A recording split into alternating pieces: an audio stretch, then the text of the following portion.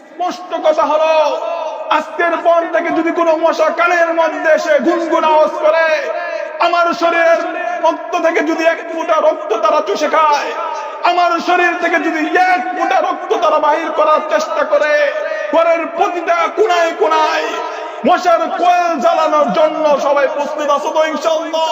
দুঃখের সহিত বলতে হয়, যখন আমরা রাতের বেলায় খাটের মধ্যে ঘুমাতে যাই, মশার একটা দল এসে তারা কানের মধ্যে গুনগুন গুনগুন আওয়াজ করতে শুরু করে দেয়।